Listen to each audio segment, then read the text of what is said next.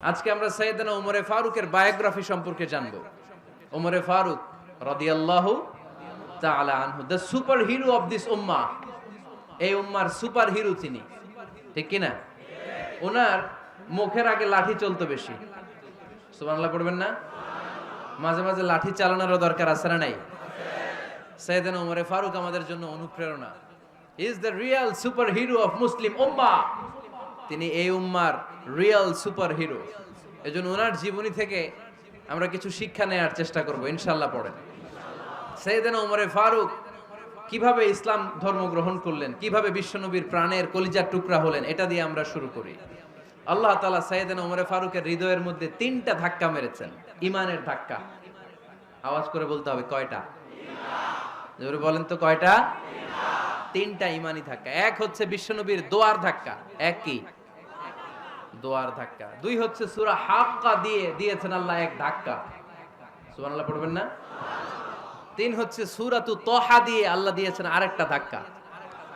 এই 3টা ইমানি ধাক্কা যখন সাইয়েদনা উমরে ফারুকের হৃদয়ে লাগলো, উনি পড়তে আরম্ভ করেছেন আশহাদু আল্লা ইলাহা ইল্লাল্লাহ ওয়া আশহাদু আন্না মুহাম্মাদান আবদুহু ওয়া রাসূলুহু। চিল্লায়ে পড়েন আল্লাহু আকবার। বিশ্বনবী মক্কায় বসে বসে তাহাজ্জুদের সালাত পড়ে আল্লাহর কাছে দোয়া করলেন, আল্লাহুম্মা আইজ্জাল ইসলাম বিআহাব্বির রাজুলাইনি ইলাইক। ও আল্লাহ, 2 জন লোকের নাম বলবো, 2 জনের দরকার নেই। এই 2 জনের একজনকে আপনি ইসলামের সুশীতল ছায়া তলে এনে ইসলামকে বিজয় দান করে দেন। মুহূর্তের মধ্যে দোয়াটা কবুল করে নিয়েছে কে? বিশ্বনবী বললেন, আল্লাহ 2 জনের নাম বলবো আজকের দোয়ায়। আবি জাহাল ইবনে হিশাম, হয়তো হিশামের বেটা আবু জাহেলকে আপনি ইসলামের ভিতরে নিয়ে আসেন, কিংবা ওমর ইবনুল খাত্তাব, খাত্তাবের বেটা ওমরকে আপনি ইসলামের ছায়া তলে নিয়ে আসেন। ওমরে ফারুকের জন্য দোয়াটা কবুল করে নিয়েছে কে? মক্কার যে অবস্থা, আল্লাহর হাবিব সাল্লাল্লাহু আলাইহি ওয়াসাল্লাম বুঝলেন মক্কার এই 2 জনের একজন যদি আমার সাথে না থাকে তাহলে মক্কায় দাওয়াতি কাজ চালিয়ে যাওয়া যাবে। আল্লাহর বললেন, আল্লাহ বেশি চাই না, এই 2 জনের একজন, হয় আবু জাহেল নয় ওমর, হয় আবু জাহেল নয় ওমর।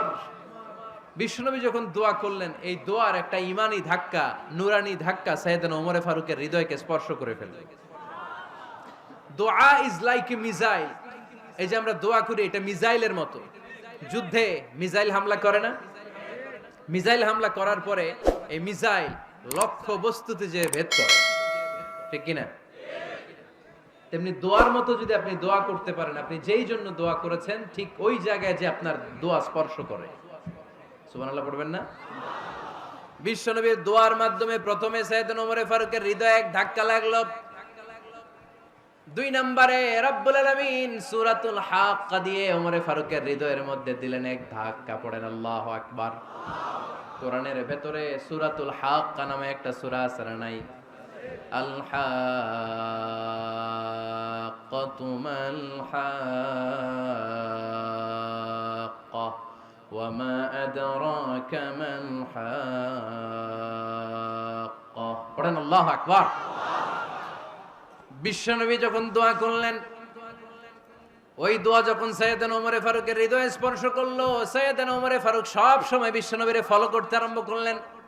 বিশ্বনবী ডানে গেলে লুকিয়ে লুকিয়ে ওমর ফারুক ডানে যায়, বিশ্বনবী বায়ে গেলে লুকিয়ে লুকিয়ে ওমরে ফারুক বায়ে যায়। বিশ্বনবী একবার মসজিদুল হারামে যে নামাজ পড়তে শুরু করলেন, ওমরে ফারুক তখন বিশ্বনবীর পিছু পিছু ছদ্মবেশে পেছন থেকে যে বিশ্বনবী কিভাবে নামাজ পড়ে দেখতে শুরু করলেন। বিশ্বনবী ইন দা মিন টাইম এশার নামাজে আল হাক্কাতু মাল হাক্কা তেলাওয়াত শুরু করে দিলেন। আল হাক্কাতু মাল হাক্কা তেলাওয়াত শুরু করে দিলেন। তেলাওয়াত করতে করতে বিশ্বনবী যখন তেলাওয়াত করতেছে, ওমরে ফারুক এরকম দুলতেছে আর মজা পাচ্ছে। ও মিয়া, বিশ্বনবীর কণ্ঠ বুঝি আমার মতো কণ্ঠ? আপনার মতো কণ্ঠ? আহমদ বিন ইউসুফের কণ্ঠ? আব্দুল বাসিতের কণ্ঠ না? বিশ্বনবীর গলায় যে কি সুরের ঝংকার আল্লাহ দিয়েছেন, কি সুরের লহরী আল্লাহ দিয়েছেন, একবার যে শুনতো পাগল হয়ে যেত। আল্লাহু আকবার। বিশ্বনবী সূরা হাক্কা মন্ত্রমুগ্ধ তেলাওয়াতে, মন্ত্রমুগ্ধ সুর দিয়ে, মন্ত্রমুগ্ধ কণ্ঠ দিয়ে তেলাওয়াত করতে লাগলেন। এশার সালাতে ওমরে ফারুক দুলতে লাগলেন। ওমরে ফারুক যত শুনেন অবাক হয়ে যায়, যত শুনেন অবাক হয়ে যায়, যতই শুনে অবাক। কিরে? কারণ তিনি আরবি ভাষা বুঝতেন, এত সুন্দর শব্দের গাঁথনি। এত প্রাঞ্জল বর্ণনা, এত সুন্দর অন্তমিল, এটা কবিতা না হয়ে পারে না। উনি মনে মনে ভাবলেন এটা মনে হয় কবিতা, it might be poem, it could be poem. Muhammad মনে হয় কবি হয়ে গেছে, তার কাব্য প্রতিভা দিয়ে সে এটা বানিয়েছে। তা না হলে এত সুন্দর কথা এটা কবিতা না হয়ে পারে। ইন দ্য মিন টাইম বিশ্বনবী কিন্তু দেখতেছে না যে পেছনে ওমর। বিশ্বনবী তেলাওয়াত করছিলেন, ইন দ্য মিন টাইম বিশ্বনবী পড়ছিলেন ওমা হুয়া বিকাউলি শাইরিন কলিলাম মা তুমিনুন। এই আয়াতের অর্থ হলো এটা কোনো কবির কথা নয়, খুব অল্প সংখ্যক লোকই তোমরা ঈমান আনো। সুবহানাল্লাহ পড়েন। এটাকে বলে কোইন্সিডেন্ট। কোইন্সিডেন্ট হুট করে অনেক সময় মিলে যায়, যায় কি যায় না? আপনি একজনের কথা ভাবতেছেন বাজারে গেলেন, বাজারে যেই দেখেন ওই লোকটা দাঁড়ায় আছে, এরকম হয় কি হয় না? কোইন্সিডেন্ট।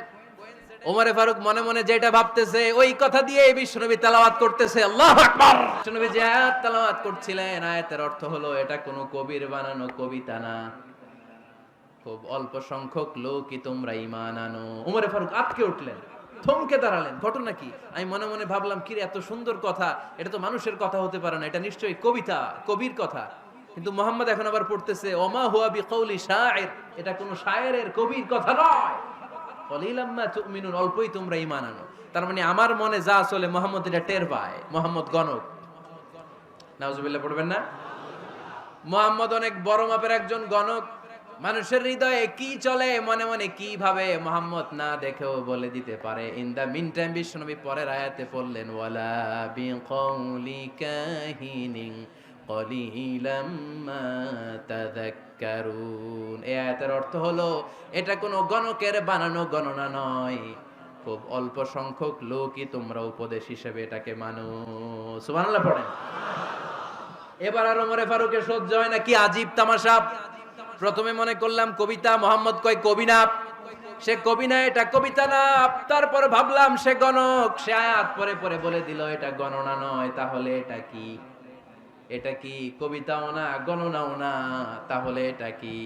বিশ্বনবী তখন বললেন তানজিলুম মির রাব্বিল আলামিন। সুবহানাল্লাহ পড়েন। পরের আয়াত ছিল তানজিলুম মির রাব্বিল আলামিন। এটা দুনিয়ার কোন কবির বানানো কবিতা না, এটা কোন গণকের গণনা না, এটা কোন সাহিত্যিকের বানানো সাহিত্য নয়, এটা মহাবিশ্বের পরিচালক রব্বুল আলামিনের কাছ থেকে পাঠানো কিতাব কোরআন। সূরা হাক্কার ধাক্কায় ওমরে ফারুক কাইত। প্রথমে ধাক্কাটা লাগলো যে দোয়া। বিষ্ণুবী তাহাজ্জুদে কেঁদে দোয়া করলেন, আল্লাহ হয় আবু জাহেল রে দিবা নাইলে ওমর রে দিবা। ওই দোয়া ওমরে ফারুকের হৃদয়ে ছোঁয়া লেগেছে। এরপর হাক্কা, সূরাতুল হাক্কা দিয়ে দিলে এক ধাক্কা। এই ধাক্কা খেয়ে উথাল পাথাল হৃদয়ের মধ্যে, হায় রে এ কি বাণী, এ কেমন কথা, কে মুহাম্মদ? তারপরও শয়তানের ওয়াসওয়াসা আছে না নাই? আল্লাহ বলে যতই ওয়াসওয়াসা ওমরকে দেয়া হোক, আমি ওমরে ফারুককে এই মুসলিম উম্মতের সেনাপতি বানিয়ে ছাড়বো, আমি সেনাপতি বানাবো। এবার 3 নাম্বার ডোজ। ডাক্তারের কাছে গেলে প্রথমে দেখবেন সিম্পল ডোজ দেয়, নরমাল ওষুধ, এটাতে কাজ না হলে ডোজ বাড়ায়, একেবারে কাজ না হলে অ্যান্টিবায়োটিক মারে, আছে না নাই? আল্লাহ প্রথমে দোয়ার ছোঁয়া লাগালেন, তারপর সূরা হাক্কা দিয়ে ধাক্কা মারলেন, এরপরে রব্বুল আলামিন বলেন এবার 3 নাম্বার ডোজ সূরা তহা দিয়ে আমি তোমার হৃদয়টারে উজালা বানায় দেব রে ওমর। শয়তান ওদিক দিয়ে ওয়াসওয়াসা, খেলা দুই দিক থেকে চলতেছে। আল্লাহ তাআলা হেদায়েতের রাস্তায় টানছে, শয়তান জাহান্নামের দিকে টানছে। ঘোষণা দেয়া হলো মক্কায়, মুহাম্মদের মাথা কেটে এনে দিলে এত এত স্বর্ণ মুদ্রা দেয়া হবে। ওমরে ফারুক রাজি হয়ে গেলেন, নাঙ্গা তলোয়ার নিয়ে বিশ্বনবীর মাথা কাটার জন্য ছুটলেন। নাউজুবিল্লাহ পড়বেন না? বনু জাহরা গোত্রের এক লোক বলে, আইনা ইয়া ওমর, কই যাও? মুহাম্মদের মাথা কাটতে যাই। আরে মুহাম্মদের মাথা কাটতে যাও? তোমার বোন ফাতিমা বিনতে খাত্তাব আর তোমার বোন জামাই সাঈদ কদ সাবা, এরা তো ধর্ম ত্যাগ করে ফেলছে, এটা তো আমাদের ধর্ম ত্যাগ করে মুহাম্মদের ফলোয়ার হয়ে গেছে। আগে ওমর ঘর সামলাও, পরে মুহাম্মদের মাথা কাটতে যেও। ওমরে ফারুক অবাক হয়ে গেলেন, তলোয়ার নিয়ে বিশ্বনবীর দিকে না যে নিজের বাড়ির দিকে চলে গেলেন। বিশ্বনবীর আপন বোন ফাতিমা বিনতে খাত্তাব, বোন জামাই সাঈদ আর খাব্বাব রাদিয়াল্লাহু তাআলা আনহু, তিনজন মিলে সূরা তহা তেলাওয়াত করছিলেন। পড়েন সুবহানাল্লাহ। মক্কায় লুকিয়ে লুকিয়ে দাওয়াত হতো। খাব্বাব রাদিয়াল্লাহু তাআলা আনহু একটা চামড়ার ফলকের মধ্যে সূরা তহার কয়েকটা আয়াত এনে ওমরে ফারুকের বোন আর বোন জামাইকে শিক্ষা দিচ্ছে, ট্রেনিং দিচ্ছে। সুবহানাল্লাহ পড়েন। লুকিয়ে লুকিয়ে ওমরে ফারুক যখন ঘরে চলে আসলেন, এরা তটস্থ হয়ে গেল। সাইয়েদনা খাব্বাব বিছানার তলায় লুকিয়ে গেলেন। ওমরে ফারুক বললেন, দরজা খোলো। ফাতেমা বিনতে খাত্তাব দরজা খোলার পরে নির্মম ভাবে সাইয়েদনা ওমর রাদিয়াল্লাহু তাআলা আনহু বোনের গায়ে আঘাত শুরু করে দিল। বোন জামাইকে আহত করতে শুরু করলো আর বলতে শুরু করলো, তোরা পাগল হলি কেন? কি আছে ওই মুহাম্মাদের মধ্যে? কি জাদু নিয়ে এসেছে? সে যাই বলে লোকজন পাগল হয়ে যায়, সবাই তার উপর কালিমা পড়ে ঈমান এনে ফেলে। কি এমন জিনিস তোদের কাছে আছে যেটা দেখে মুহাম্মদকে তোরা ভালোবাসলি? কি আছে? কি পড়তেছিলি আমারে দেখা। ফাতেমা বলে, ইন্নাকা রিজসুন লা ইয়ামাসসুহু ইল্লাল মুতাহহারুন। ও আমার ভাই ওমর, তুমি নাপাক। তুমি কি? লা ইয়ামাসসুহু ইল্লাল মুতাহহারুন, পবিত্রতা অর্জন না করে এই কোরআন ধরা যায় না। সুবহানাল্লাহ পড়েন। ওমরে ফারুক গোসল করে আসলেন, কারণ ধাক্কা তো আগে কয়েকটা খাইছে। কথা বুঝেন নাই বোধহয়। প্রথমে দোয়ার ধাক্কা, পরে কোন সূরা দিয়ে ধাক্কা? হাক্কা দিয়ে ধাক্কা। 3 নম্বরে এখন আরেকটা ধাক্কা খাবে। গোসল করে আসলেন। ফাতেমা বিনতে খাত্তাব বললেন, গোসল যখন করে এসেছেন, এই নেন। ওমরে ফারুক এবার চামড়ার কাপড়ের মধ্যে সূরা তহার প্রথম আয়াতের দিকে নজর করলেন। নজর করেই কোরআনের প্রেমে পড়ে গেলেন। পড়েন সুবহানাল্লাহ। ওমর ফারুক পড়তে আরম্ভ করলেন, তহা মা আনজালনা আলাইকাল কুরআনা লিতাশকা ইল্লা তাযকিরাতাল লিমান ইয়াখশা তানজিলাম মিম্মান খালাকাল আরদা ওয়াস সামাওয়াতিল উলা। সুবহানাল্লাহ পড়েন। উনি পড়তে আরম্ভ করলেন, তহা মা আনজালনা আলাইকাল কুরআনা লিতাশকা, এই কোরআনকে আমি তোমাদের হতভাগ্য জাতি হিসেবে দুনিয়ায় থাকার জন্য পাঠাই নাই। এটা রব্বুল আলামিনের পক্ষ থেকে এসেছে। যারা রবকে ভয় করে তাদের জন্য আছে উপদেশ। যিনি আকাশ বানিয়েছেন, জমিন বানিয়েছেন, ওই আল্লাহ তাআলা নিজেই এই কোরআন পাঠিয়েছে। আওয়াজ করে পড়তে হবে, আল্লাহু আকবার। উনি খুব ভালো আরবি জানতেন। সূরা তহা পড়ার পরে আর ধৈর্য ধারণ করতে পারে না। ওমর ফারুক ছোট্ট বাচ্চার মতো কান্না শুরু করে দিলেন। আল্লাহু আকবার। সূরা তহাটা হাতে নিয়ে, তলোয়ারটা হাতে নিয়ে বিশ্বনবীর দিকে ছুটতে আরম্ভ করলেন। আইনা মুহাম্মদ, কোথায় মুহাম্মদ? তোমরা আমাকে মুহাম্মাদের কাছে নিয়ে চলো। বিশ্বনবী তখন সাফা পাহাড়ের পাদদেশে দারুল আরকাম ইবনে আলকামের ঘরে লুকিয়ে লুকিয়ে কোরআনের দাওয়াত দিতেন। ওমরে ফারুককে পাগলের মতো ছুটে আসতে দেখে বিশ্বনবীর চাচা হামজা ইবনে আব্দুল মুত্তালিব বলল, নবী আপনি পালান। ওই যে খাত্তাবের বেটা ওমর আপনাকে অপমান করার জন্য, আক্রমণ করার জন্য তেরে এসেছে। সাহাবীরা বললেন, নবী আপনি পালিয়ে যান, আমরা সামাল দেব। বিশ্বনবী বললেন, না, আমি পালাবো না, বরং তোমরা সরে যাও। ওমর ইবনুল খাত্তাবকে আমার দরবার পর্যন্ত আসতে দাও। আমার তো মনে হচ্ছে ওই যে তাহাজ্জুদের নামাজ শেষে চোখের পানি ছেড়ে যে আমি আল্লাহর কাছে দোয়া করেছি, আজকে আমার ওই দোয়াটা কবুল হতে শুরু করেছে। আমার তো মনে হচ্ছে আমার দোয়া কবুল হবে, আসতে দাও। ওমর ফারুক এসে বললেন, আশহাদু আল্লা ইলাহা ইল্লাল্লাহ ওয়া আশহাদু আন্না মুহাম্মাদান আবদুহু ওয়া রাসূলুহু, আমি সাক্ষ্য দিলাম আল্লাহ ছাড়া কোনো ইলাহা নাই, নিশ্চয়ই আপনি আল্লাহর প্রেরিত বান্দা এবং রাসূল। পড়েন সুবহানাল্লাহ। ওমর ফারুক যখন কালিমা শাহাদা পড়ে মুসলমান হয়ে বিশ্বনবীর হাতে হাত রাখলেন, মুসলিম সাহাবীদের মধ্যে খুশি আর আনন্দের বন্যা বয়ে গেল। মুসলিম হাতে গোনা সাহাবারা আল্লাহর প্রশংসা করলেন। বিশ্বনবী সাইয়েদনা ওমর ফারুককে জড়িয়ে ধরলেন। ওমর ফারুক এবার বিশ্বনবীরে বললেন, নবী গো, আলাসনা আলাল হক, আমরা কি সত্যের উপরে আছি নাকি আমরা ভুলের উপরে আছি? বিশ্বনবী বললেন, বালা নাহনু আলাল হক, আমরাই সত্যের উপরে আছি। সুবহানাল্লাহ পড়ে। আলাসনা আলাল হক, নবী আমরা কি সত্যের উপরে নাই? হ্যাঁ অবশ্যই ওমর, তুমি সত্যের উপরে আছো। ওমরে ফারুক বললেন, তাহলে ফাফিমাল ইখতিফা, তাহলে লুকায় লুকায় আর দাওয়াত দেব কেন? আমি তো কালিমা পড়ে ফেলছি, আসেন আমার সাথে বের হই। ফাফিমাল ইখতিফা, আর লুকায় লুকায় কেন? আসেন আমরা বাইরে বেরোই। বিশ্বনবী বললেন, ওমর এটা মাক্কি জীবন, এখানে আমরা একটু গোপনে গোপনে দাওয়াত দিতে চাই। ওমরে ফারুক বলে, না, আমার দায়িত্ব, আমি একটা মিছিল দিতে চাই নবী। আল্লাহর নামের তাকবীর দিতে দিতে দারুল আরকাম থেকে শুরু করে মসজিদুল হারাম পর্যন্ত একটা মিছিল দিয়ে আমি মক্কা কাঁপাইয়া দেব। অনুমতি দেন। বিশ্বনবী দিতে চায় না। ওমর ফারুক অনেক বুঝানোর পরে স্বল্প পরিসরের একটা অনুমোদন পাওয়া গেল বিশ্বনবী সাল্লাল্লাহু আলাইহি ওয়াসাল্লামের কাছ থেকে। কিন্তু মিছিল যে দিবে, মিছিলের জন্য লোকের দরকার আছে না নাই? এখানে লোক নাই, আমি একাই মিছিল দিতেছি। এটা জমবে? মিছিল জমবে? খুঁজে উনি 11 জন মুসলিম সাহাবা পেলেন। কয়জন? ওমরে ফারুক বললেন 11 জনই সই। এই 11 জন নিয়েই আমি আল্লাহর নামের তাকবীর দেব। 2 লাইন করলেন। কয় লাইন? 2 লাইন। পেছনে 6 জন, আর এই লাইনের নেতা বানালেন বিশ্বনবীর চাচা হামজাকে রাদিয়াল্লাহু তাআলা আনহু। আর সামনে 5 জন, তার আগে দাঁড়ালেন উনি নিজেই। তাহলে 6 6 12। বললেন এই 2 লাইনই আমরা তাকবীর দিতে দিতে, বেশি না, এই দারুল আরকামের ঘর থেকে, আপনারা জানেন যে সাফা মারওয়া এখন যে সাই হয়, এই সাফার পাদদেশে ছিল দারুল আরকামের ঘর। উনি বললেন এখান থেকে ওই যে কাবার গিলাফ দেখা যায়, কাবার গিলাফ পর্যন্ত আমরা এই তাকবীর নিয়ে ওখানে যাব। সুবহানাল্লাহ পড়বেন না? ওখানে উনি দাঁড়িয়ে ছোট্ট একটা ভাষণ দিয়েছিলেন। উনি বলেছিলেন, মান আরাদা আন তাসকুলা উম্মু ওয়া ইয়াতামা ওয়ালাদু ওয়া তারমিলা যাওজাতুহু ফালিয়াসুদ্দানি। খেয়াল করে শুনেন, কান দুইটা খরগোশের কানের মতো খাড়া করেন।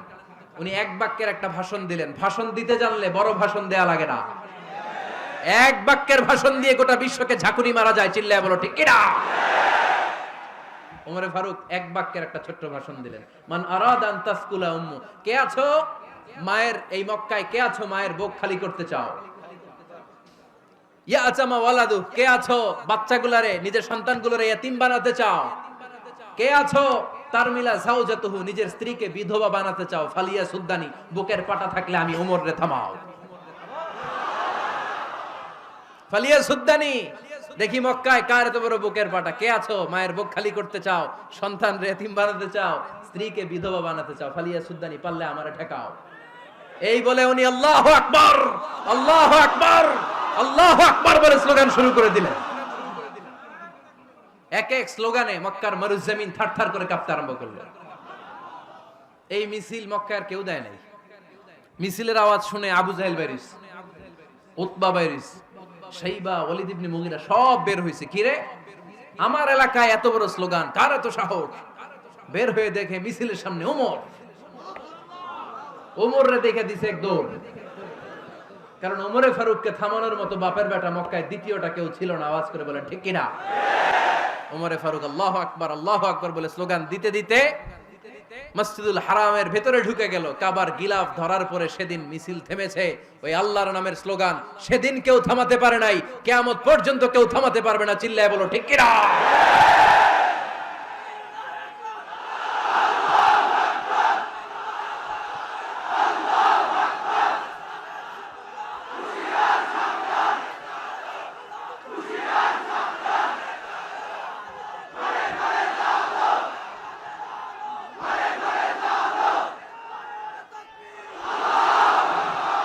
ওই রকম একটা ওমরের দরকার, আমাদের বেশি চাই না। জোরে বলেন ঠিক কিনা?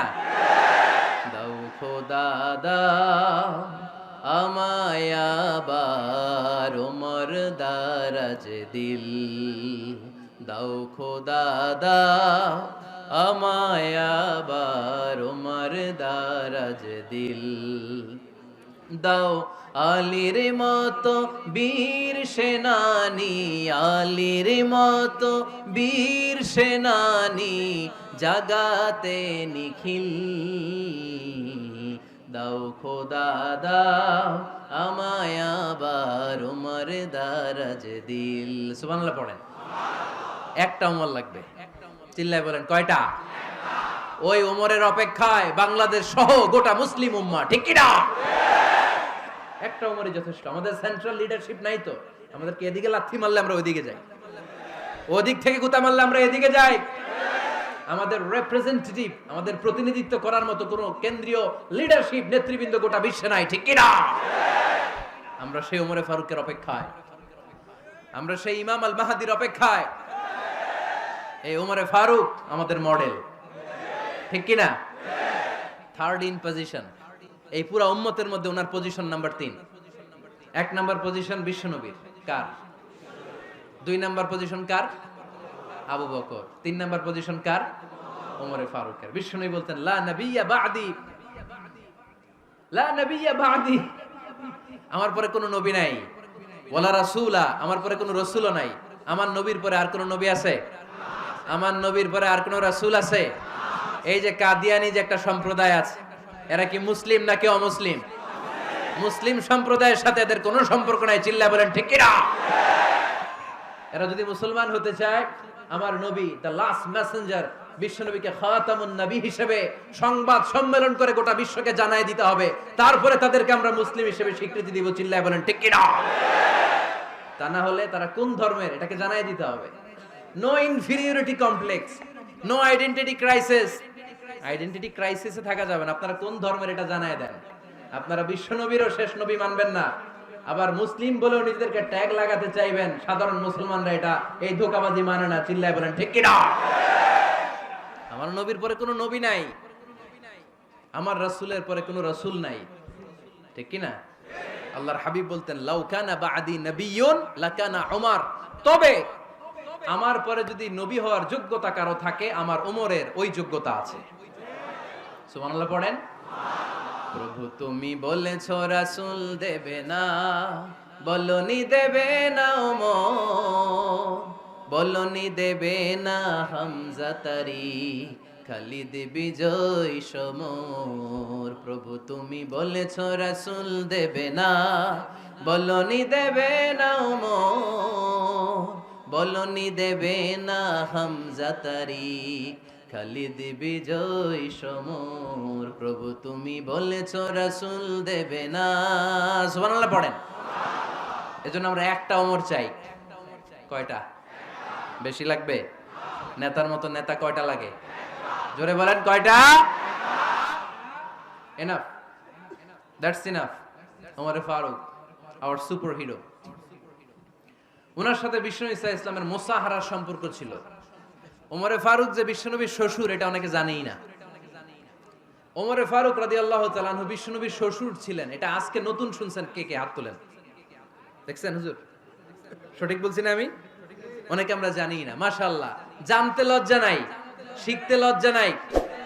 লজ্জা হচ্ছে অজ্ঞতায় আর মূর্খতায়, ঠিক কি না? আমরা শিখতে রাজি আছি। যে কথা বলে আমরা তার ছাত্র। আমার আগে হুজুর কথা বলতেছিলেন, আমরা ছিলাম ছাত্র। এখন আমি কথা বলতেছি, এখন আমরা সবাই হয়ে গেছি ছাত্র, ঠিক কি না? যিনি বলেন তিনি শিক্ষক, বাকিরা আমরা ছাত্র, ঠিক কি না? 4 খলিফার 2 খলিফা, ইসলামের 4 খলিফার 2 খলিফা বিশ্বনবীর মেয়ের জামাই, আর বাকি 2 খলিফা বিশ্বনবীর শ্বশুর। সুবহানাল্লাহ পড়েন। সাইয়েদনা আলী রাদিয়াল্লাহু তাআলা আনহু, সাইয়েদনা উসমান যুন-নূরাইন বিশ্বনবীর মেয়ের জামাই। উসমান রাদিয়াল্লাহু তাআলা আনহুর কাছে বিশ্বনবী 2 মেয়েকে বিয়ে দিয়েছিলেন। একজন মারা যাওয়ার পরে আরেকজন। বিশ্বনবী বলেছেন এরপরে আরেকটা থাকলে ওইটারও বিয়ে দিতাম। সুবহানাল্লাহ পড়বেন না? 2 জন ছিল মেয়ের জামাই আর 2 জন ছিল শ্বশুর। সাইয়েদনা আবু বকর শ্বশুর, বিশ্বনবীর স্ত্রী আম্মাজান আয়েশা রাদিয়াল্লাহু তাআলা আনহার বাবা। বিশ্বনবীর স্ত্রী আম্মাজান হাফসা রাদিয়াল্লাহু তাআলা আনহার বাবা ছিল সাইয়েদনা ওমর ফারুক। চিল্লায় পড়েন আল্লাহু আকবার। জানো তো না পজিশন না? সাইয়্যিদু কুহুলিল জান্নাহ, জান্নাতে যত নারীরা যাবে, নারীদের সর্দারিনী হবে সাইয়্যিদাতুনা ফাতেমা রাদিয়াল্লাহু তাআলা আনহা। এই ফরিদপুরের যত ইয়াং স্টাররা তোমরা যারা জান্নাতে যাবে, তোমাদের লিডার হবে সাইয়েদনা হাসান আর হুসাইন রাদিয়াল্লাহু তাআলা আনহুমা। আর বয়স্ক মুরব্বীরা যারা জান্নাতে ঢুকবেন, আপনাদের লিডার হবে সাইয়েদনা আবু বকর আর সাইয়েদনা ওমর ফারুক রাদিয়াল্লাহু তাআলা আনহু। সুবহানাল্লাহ পড়তে পারলেন না? ওমর ফারুক এটা সাধারণ কোনো ক্যারেক্টারিস্টিক্স নয়। ওনাকে আল্লাহ তাআলা নলেজও দিয়েছেন, আবার দিনদারিও দিয়েছেন। আমার দিনী ভাইয়েরা খেয়াল রাখবেন, কোনো আলেমের মধ্যে বা কোনো নেতার মধ্যে যদি এই দুইটার সমন্বয় আপনি পান, যে তার জ্ঞানও আছে আবার দিনদারিও আছে, he belongs the knowledge and he belongs the তাকওয়া, সে গোটা বিশ্বকে জয় করে ফেলবে, ঠিক কি না? যার মধ্যে জ্ঞান আছে, যার মধ্যে তাকওয়া আছে, তারে কেউ থামায় রাখতে পারে? ওমরে ফারুককে এই 2 নেয়ামত দিয়ে ধন্য করেছে কে? সহিহ বুখারীর বর্ণনা, বিশ্বনবী সাহাবীদের সামনে একটা স্বপ্নের কথা বলছেন। বিশ্বনবী বললেন, আমি স্বপ্নে দেখলাম আমার আঙ্গুলের ফাঁকা থেকে দুধ বের হচ্ছে, আমি তৃপ্তি সহকারে দুধ খেলাম। খাওয়ার পরে দেখলাম আঙ্গুলের মধ্যে একটু দুধ লেগে আছে। আমার আঙ্গুলে অতিরিক্ত লেগে থাকা দুধটা আমি ওমরে ফারুকের মুখের মধ্যে লাগিয়ে দিলাম। সাহাবারা বললেন, ইয়া রাসূলুল্লাহ, ইয়া হাবিবাল্লাহ, মাযা আওয়ালতা বিহি, এই স্বপ্নের আপনি কি ব্যাখ্যা করলেন, আমরা তো বুঝলাম না। বিশ্বনবী বললেন, আওয়ালতু বিহি আল ইলম, আমি এই দুধ দিয়ে জ্ঞানের ব্যাখ্যা করেছি, কারণ ওমরকে আল্লাহ যেই জ্ঞান দিয়েছে গোটা বিশ্বের কাউকে এত জ্ঞান দেয় না। এজন্য স্বপ্নে যদি কেউ দেখেন যে আপনি দুধ খাচ্ছেন, তার মানে আল্লাহ তাআলা আপনার জ্ঞান বাড়ায় দিবে। ওমরে ফারুককে দুধ খেয়ে অতিরিক্ত দুধের অংশটা বিশ্বনবী আবু বকর রাদিয়াল্লাহু তাআলা আনহুর মুখে দেন নাই, সাইয়েদনা উসমানের মুখে দেন নাই, আলী রাদিয়াল্লাহু তাআলা আনহুর মুখে দেন নাই। স্বপ্নে ওই অতিরিক্ত লেগে থাকা দুধটা বিশ্বনবী ওমরে ফারুকের ঠোঁটের মধ্যে লাগিয়ে দিয়েছেন। এই হাদিস থেকে প্রমাণ হয় আল্লাহ তাআলা জ্ঞানের নিয়ামতে সাইয়েদনা ওমরে ফারুককে ধন্য করেছেন। আবার বুখারীর বর্ণনা, বিশ্বনবী সাল্লাল্লাহু আলাইহি ওয়াসাল্লাম আরেকটা স্বপ্নের বর্ণনা দিচ্ছেন। তিনি বললেন, তোমাদের সবাইকে স্বপ্নে আমার সামনে দাঁড় করানো হলো। আমি দেখলাম তোমাদের কারো জুব্বা নাভি পর্যন্ত, কারো জুব্বা হাঁটু পর্যন্ত, কারো জুব্বা টাকনু পর্যন্ত। ওমরে ফারুককে যখন স্বপ্নে আমার সামনে দাঁড় করিয়ে দেয়া হলো, আমি দেখলাম ওমরের জুব্বা এত লম্বা, ওমর টেনে হিচড়ে তার জুব্বা নিয়ে সামনে হেঁটে যাচ্ছে। সাহাবারা বললেন, ফামাযা আওয়ালতা বিহি ইয়া রাসূলুল্লাহ, ও আল্লাহর রাসূল, এই স্বপ্ন দিয়ে আপনি কি বোঝাতে চাইলেন, আমরা কিছু বুঝলাম না। বিশ্বনবী বললেন, আউয়ালতু বিহি আদ-দীন, আমি এই হাদিসের দ্বারা দ্বীনের ব্যাখ্যা করলাম, যার জামা যত লম্বা তার দ্বীনদারি তত বেশি। সুবহানাল্লাহ, আর আসতে পড়েন। স্বপ্নে দেখলেন কোন সাহাবীর জুব্বা নাভি, কোন সাহাবীর হাঁটু, কারোটা টাকনু, কিন্তু ওমরে ফারুকের জুব্বা এত লম্বা, ইয়াজুরু থাওবাহু, তিনি তার জুব্বা টেনে হিচড়ে যাচ্ছেন। বিশ্বনবী বললেন, এটা দ্বারা আমি দ্বীন, আমি তাকওয়া, দ্বীনদারি, তাকওয়া, এটার ব্যাখ্যা করেছি। তার মানে ওমরে ফারুকের তাকওয়ার সামনে সব তাকওয়া পানি হয়ে যাবে। কোন সুবহানাল্লাহ। আল্লাহ তাআলা সাইয়েদনা ওমরে ফারুককে দ্বীনের জ্ঞান দিয়েছেন, তাকওয়া দিয়েছেন। যুবক ভাইরা, যাকে আল্লাহ তাআলা দ্বীনের জ্ঞান দেয়, যাকে আল্লাহ তাআলা তাকওয়ার এই গুণ দিয়ে সমৃদ্ধ করে, তার জন্য গোটা বিশ্বের সব দরজাগুলোকে ওপেন করে দেয় কে? কত বড় মুত্তাকি ছিলেন সাইয়েদনা ওমরে ফারুক। মদিনার সমাজে কয়জন মুনাফিক ছিল বিশ্বনবী ছাড়া কেউ বলতে পারতেন না। বিশ্বনবী কোন সাহাবীকে মুনাফিকদের লিস্ট দিয়ে যান নাই, একজন সাহাবী ছাড়া। দেখি কেউ বলতে পারেন কিনা ওই সাহাবীর নাম? কি নাম? হুযায়ফা ইবনুল ইয়ামান রাদিয়াল্লাহু তাআলা আনহু। ওনাকে বলা হতো সাহিবু সিররি রাসূলিল্লাহ, আল্লাহ রাসূল সাল্লাল্লাহু আলাইহি ওয়াসাল্লামের গোপন তথ্যের ধারক বাহক। সুবহানাল্লাহ পড়বেন না?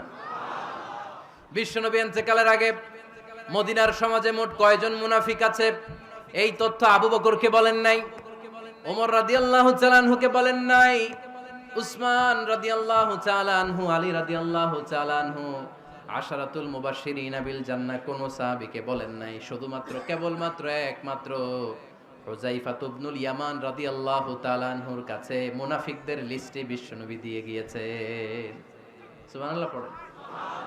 মদিনায় কারা কারা মুনাফিক কেউ জানতো না হুযায়ফা ছাড়া। কে ছাড়া? নামটা আজকে মুখস্থ করেন, যাতে অন্য কোনো ওয়াজে কেউ জিজ্ঞেস করলে বলতে পারেন। মুনাফিকদের লিস্ট যে সাহাবীর কাছে বিশ্বনবী দিয়ে গিয়েছিলেন, সাহাবীর নাম কি? নাম? নামটা কেমন লাগে? ভাল লাগে? অনেকে আমারে জিজ্ঞেস করে, হুজুর আমার ছেলে হবে আগামী মাসে, একটা নাম দেন। নাম দিয়ে দিলাম হুযায়ফা। যাদের হবে ছেলে, এলাকায় যাদের নেক্সট কয়েক মাসে ছেলে হবে, খালি হুযায়ফা চলবে। কি চলবে? ভাল লাগে? নামটা ভাল লাগে? রাইখেন, অনেক সুন্দর নাম। উনি জানতেন মুনাফিক কারা। দেখেন ওমরে ফারুকের তাকওয়ার লেভেলটা কত হাই। ওমরে ফারুক একদিন হুযায়ফা রাদিয়াল্লাহু তাআলা আনহুর কাছে গেলেন, যে বললেন, হুযায়ফা, বিশ্বনবী ইন্তেকালের আগে মুনাফিকদের নামের লিস্টটা কারো কাছে দেয় নাই, আমার জানা নাই, সাইয়েদনা আবু বকরের জানা নাই, কোন সাহাবীর জানা নাই, তুমি ছাড়া।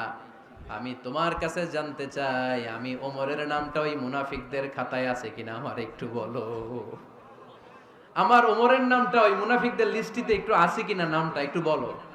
যদি থাকে আমি ভালো হয়ে যাব। আমি নেফাকি দূর করে পাক্কা মুমিন হতে চাই। আমার নাম যদি মুনাফিকের লিস্টে থাকে আমি তো শেষ। হুযায়ফা চোখের পানি ছেড়ে দিয়ে বলে, আমিরুল মুমিনিন, কেমন প্রশ্ন করলেন আপনি? আপনি বিশ্বনবীর শ্বশুর, এই উম্মতে আপনার পজিশন 3 নাম্বার। আপনারে মুনাফিকরা ভয় পায়, শয়তান আপনারে ভয় পায়। আপনি জান্নাতে সব বয়স্ক লোকদেরকে নিয়ে জান্নাতের মধ্যে আগে আগে ঢুকবেন, কেমন করে মুনাফিকদের কাতারে আপনার নাম থাকতে পারে? ওমর সুবহানাল্লাহ পড়ে। কি বিনয়ী, কি তাকওয়া! হুযায়ফাকে যে ধরতেন, হুযায়ফা একটু বলো না আমার নামটা মুনাফিকদের লিস্টিতে আছে কিনা। ওমরে ফারুকের যদি এই টেনশন থাকে যে আমি মুনাফিক হয়ে গেলাম কিনা, আমাদের এই টেনশন থাকার দরকার আছে না নাই? হ্যাঁ, যেন সব সময় আল্লাহর কাছে দোয়া করতে হবে, আল্লাহ তুমি নেফাকি থেকে আমাদেরকে বাঁচাও। আরো জোরে পড়েন আমিন। ওমরে ফারুক রাদিয়াল্লাহু তাআলা আনহু আমাদের সুপার হিরো, আমাদের সবাই বলেন আমাদের। উনি কত বড় সুপার হিরো শুনেন। উনি জুমার খুতবা দিচ্ছেন। কি দিচ্ছেন? মসজিদে নববীতে খুতবার মাঝখানে হঠাৎ বললেন, ইয়া সারিয়াতাল জাবাল, ইয়া সারিয়াত ইবনে জানিমিল জাবাল। এই কথা বলেই আবার খুতবা দিতে শুরু করলেন। ওনার এই ইয়া সারিয়াত ইবনে জানিমিল জাবালের সাথে আগের কথারও কোনো মিল নাই, পরের কথারও কোনো মিল নাই। জুমার নামাজের পর মুসল্লি সাহাবারা ধরলেন, বললেন, ইয়া আমিরাল মুমিনিন। খুতবার মাঝখানে হঠাৎ করে ইয়া সারিয়াত ইবনে জানিমিল জাবাল বলে আপনি চিৎকার করলেন কেন? আপনার এই বাক্যের সাথে আপনার খুতবার আগের বাক্যের কোনো মিল নাই, আপনার খুতবার পরের বাক্যেরও কোনো মিল নাই। এই কথা আপনি কারে বললেন, কারে উদ্দেশ্য করে বললেন? এই কথার তাৎপর্য কি আমাদেরকে বুঝিয়ে বলেন। ওমরে ফারুক বললেন, আমি যখন খুতবা দিচ্ছি আমি দেখতে পেলাম ওই যে কয়েক মাস আগে আমি আমার মুসলিম সেনাবাহিনী পারস্যে আক্রমণের জন্য পাঠিয়েছি, বর্তমান ইরান, ইরানের ওই বিশাল এলাকাতে পারস্যে আমি আমার ব্যাটালিয়ন পাঠিয়েছি। আমি হঠাৎ করে দেখতে পেলাম আমার মুসলিম বাহিনীর সেনাপতি যুদ্ধের এক পর্যায়ে তার ডানে আছে উপত্যকা, বায়ে আছে পাহাড়, সে পাহাড়ি রাস্তা ছেড়ে দিয়ে উপত্যকার দিকে যেতে শুরু করেছে। আমি দেখতে পেলাম আমার মুসলিম বাহিনী যদি উপত্যকার দিকে ছুটে বেড়ায়, কাফির মুশরিকরা আমার মুসলিম বাহিনীকে কচুকাটা করে ফেলবে। তাই আমি এখান থেকে তাদেরকে কমান্ড দিয়ে বলেছি, ইয়া সারিয়াতাল জাবাল, উপত্যকার দিকে নয় পাহাড়ের দিকে যাও, তাহলেই তোমাদের বিজয় নিশ্চিত হয়ে যাবে। উপত্যকার দিকে যেও না, ইলাল জাবাল, ইলা সারিয়াতিল জাবাল, পাহাড়ের দিকে ছোট। সাহাবারা অবাক, ঘটনা কি? উনি বসে আছেন মদিনায় মসজিদে নববীর মিম্বারে দাঁড়িয়ে, উনি যদি ইয়া সারিয়াতাল জাবাল বলে এটা কি ইরানে যাবে নাকি? ও মিয়া, তখনকার সময়ে বর্তমানের মতো মোবাইল ছিল নাকি, ইন্টারনেট ছিল নাকি, কিছু ছিল? খালি মুখে আমি যদি বলি ইয়া সারিয়াতাল জাবাল, এটা ইরানে যাবে, ইন্ডিয়া যাবে, ঢাকায় তো যাবে না, ফরিদপুর শহরেই তো বসবে না, ঠিক কিনা? কিন্তু এটা আমিরুল মুমিনিন, বিশ্বাসী সাহাবারা বিশ্বাস করে নিল। কিছু মুনাফিক ছিল, এরা কয় না ঝামেলাস, এটা তো সম্ভব না, এক কাজ করি, এই সেনাপতি যখন বিজয়ী বেশে মদিনায় ফিরে আসবে আর আমরা ধরবো। এরা দিন গুনতে লাগলো, এই সেনাপতি মুসলিম বাহিনী নিয়ে পারস্য জয় করে কবে ফিরে আসবে। এই মুনাফিকের দলগুলো কখনো সেনাবাহিনীকে অভ্যর্থনা জানাতে যেত না, কিন্তু এইবার সবার আগে মদিনার উপকণ্ঠে যে সেনাপতিদেরকে অভ্যর্থনা জানানোর জন্য ফুল নিয়ে রেডি, ফুল নিয়ে দাঁড়ায়। সেনাপতি ঢুকার সাথে সাথে ধরছে, এই সেনাপতি কোত্থেকে আসছে? কয় পারস্য জয় করে আসছি। কয় এমন এমন দিন, জুমার দিন দুপুর বেলা যুদ্ধের মাঝখানে আমিরুল মুমিনিনের কণ্ঠের কোন কথাবার্তা শুনছো নাকি? সেনাপতি অবাক, কয় তোমরা জানলা কেমনে? শুনছি তো। সুবহানাল্লাহ পড়বেন না? আমরা যুদ্ধে একটা ভয়ঙ্কর অবস্থার মধ্যে ছিলাম, পেছন থেকে শত্রুরা আমাদেরকে আক্রমণ করতে শুরু করে দিল। ডানে যাব না বায়ে যাব, সামনে যাব নাকি পেছনে যাব, রাস্তা খুঁজে পাচ্ছি না। ডান দিকে ছিল আমাদের উপত্যকার রাস্তা, বাঁ দিকে ছিল পাহাড়ি পথ। আমরা সোজা পথ হবে মনে করে উপত্যকার দিকে ছুটতে আরম্ভ করলাম। হঠাৎ করে আমিরুল মুমিনিনের কণ্ঠ বজ্র কণ্ঠে আমার কানের মধ্যে ভেসে আসলো। আমার মনে হলো আমিরুল মুমিনিন কেমন যেন আমাকে কমান্ড দিচ্ছেন আর বলছেন, ইয়া সারিয়াতাল জাবাল ডান দিকে উপত্যকার পথে নয়, তাড়াতাড়ি পাহাড়ের দিকে সৈন্যবাহিনী নিয়ে উঠে যা। পাহাড়ের দিকে, ডানে না। This is wrong track and this is the right track. ওই দিন যদি ওমরে ফারুকের ওই গাইডলাইন, আমিরুল মুমিনিনের কমান্ড যদি আমি না শুনতাম, আজকে বিজয়ের বেশে ফিরতেও পারতাম না, আমাদের চেহারাও তোমরা দেখতে পেতে না। ওমরে ফারুকের ওই কমান্ড, ওই গাইডলাইন অদৃশ্য থেকে শোনার কারণে ওই পারস্যের মধ্যে আমাদেরকে সেই যুদ্ধে বিজয় দান করেছে কে? দিস ইজ ওমরে ফারুক, দিস ইজ ওমরে ফারুক। বিশ্বনবী বলছেন, ওমর, মা লাকিয়াকা শাইতানু সালিকান ফাজ্জান ইল্লা সালাকা ফাজ্জান গায়রা ফাজ্জিক। ওমর, শয়তান ইবলিস যদি তোমার কোনো রাস্তা দিয়ে হাঁটতে দেখে, শয়তান ওই রাস্তা রেখে দিয়ে অন্য রাস্তা দিয়ে হাঁটে। সুবহানাল্লাহ। বাড়িতে যায় বললেন, কে বলতেছে? বিশ্বনবী। কার ব্যাপারে? ওমরে ফারুকের ব্যাপারে। শয়তান যদি দেখে যে ওমরে ফারুক এই রাস্তা দিয়ে হাঁটতেছে, শয়তান ওই রাস্তা রেখে দিয়ে অন্য রাস্তা দিয়ে হাঁটে। সুবহানাল্লাহ পড়েন। রাত্রিবেলা আমরা আমাদের বাচ্চা ছেলে মেয়েদেরকে যখন খাওয়াই, বাচ্চারা খেতে চায় না, এরকম হয় আপনাদের ফরিদপুর এলাকায়? হ্যাঁ, এই এলাকায় হয় নাকি? খেতে চায় না বাচ্চারা, এই চকলেট দেখায়া, এই মিনা কার্টুন দেখায়া, এইটা সেইটা, এগুলো সেগুলো বলে, গল্প টল্প বলে ভুলায়া খাওয়ানো লাগে, তাই না? তারপরও খায় না। আমারও ছোট মেয়ে আছে, খেতে চায় না, এইটা সেইটা এমনি সেমনি খাওয়ানো লাগে। তো শেষে না পেরে মা বাবা বলতে বাধ্য হয়, ওই যে ভূত আসতেছে, ভূত, তাড়াতাড়ি তাড়াতাড়ি খাও, নাহলে যে ভূত ধরবে তোমারে। ওই যে বাঘ আসতেছে, বাঘ, তাড়াতাড়ি খাইলে নাহলে বাঘে কামড়াবে। বলি না আমরা? আপনারা কি বলেন? ভূত। আর কি বলেন? হ্যাঁ হ্যাঁ, আচ্ছা। এক এক জায়গায় এক একটা আমরা বলি, ভূত আসবে, বাঘ খাবে, ভাল্লুক খাবে, তাড়াতাড়ি খাও। মদিনাতে যখন ওমরে ফারুক আমিরুল মুমিনিন, মদিনার মায়েরাও বাচ্চাদেরকে খাওয়াতে পারতো না, ছোট্ট মেয়েদেরকে খাওয়াতে পারতো না, খাওয়া নিয়ে যন্ত্রণা করতো। বাচ্চারা যখন মদিনায় খেতে চাইতো না রাত্রি বেলায়, মদিনার মায়েরা বলতো, তাড়াতাড়ি খাও, হা হুয়া ইয়াতি উমর, হা হুয়া ইয়াতি উমর, তাড়াতাড়ি খা, নাইলে ওই যে ওমর আসতেছে, Omar. This is our super hero সাইয়েদনা ওমর ফারুক রাদিয়াল্লাহু তাআলা। শুধু শয়তানি ভয় পেত না, মুনাফিকরাও ভয় পেত, জমের মতো ভয়।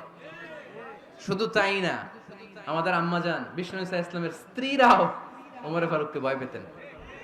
সুবহানাল্লাহ কইবেন না? মাঝে মাঝে বিষ্ণু ইসা ইসলামের সাথে আম্মাজান আয়েশার ঝগড়া হতো, হতো না? আপনাদের ফ্যামিলিতে ঝগড়া হয়? হয় না? হয় না? কার কার দেখি? ওরে আল্লাহ, অনেক আল্লাহর ওলি আছে তো এই জায়গায়। ঝগড়া হয় না? কি কথা কয়, ঝগড়া হয় না বলে? বিশ্বনবীর ফ্যামিলিতে ঝগড়া হয়, আপনার ফ্যামিলিতে হয় না? মিষ্টি ঝগড়া। আর ও বিয়েই করে নাই।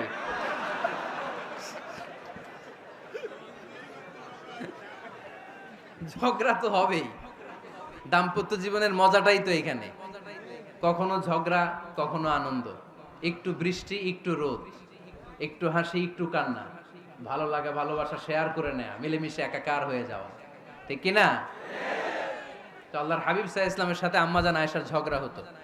তো একদিন ঝগড়া হয়ে দুইজন রেগে আছে। খবরদার, দুইজন রেগে থাকবেন না আবার। একজন রাগলে আরেকজন থেমে যাবেন, কারণ এই ছোট্ট ঝগড়া থেকে এটা অনেক সময় বিচ্ছেদের দিকে গড়ায়। আমার প্রিয় ফরিদপুরবাসী, ভাবি রেগে গেলে আপনি রাইগেন না, ওই দিন আপনি একটু ঠান্ডা থাকেন। আবার আপনি রেগে গেলে, আমার মাইকের আওয়াজ যদি ভাবিরা শুনেন, আপনারা রেগে যায় না, একটু ঠান্ডা থাকবেন। দুইজনে রেগে গেলে তো তৃতীয় বিশ্বযুদ্ধ শুরু হবে, তাই না?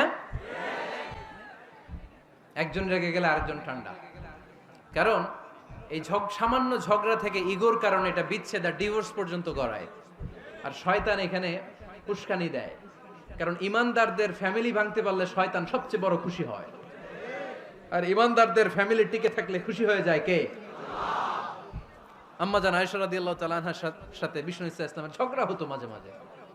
একবার ঝগড়া হলো, বিষ্ণু ইসা ইসলামও রাগ, আম্মাজান আয়েশাও রাগ। তো বিষ্ণুই বললেন, আয়েশা, ঝগড়া করে আর কতক্ষণ থাকবো, আসো মিটমাট করি। আয়েশা রাদিয়াল্লাহু বললেন, ঠিক আছে, মিটমাট করব। তো বিষ্ণু ইসা ইসলাম বললেন, মিটমাটের জন্য কারে ডাকবো? ওমর রে ডাকি। কয় না, ওমর রে না, ওমর গালিজ, ওমর অনেক রাগে, আমার ডর লাগে। কয় তাহলে তোমার আব্বারে ডাকি, কয় ডাকেন। কি খুশি, মেয়েদের মধ্যে এই অভ্যাসটা আছে না নাই?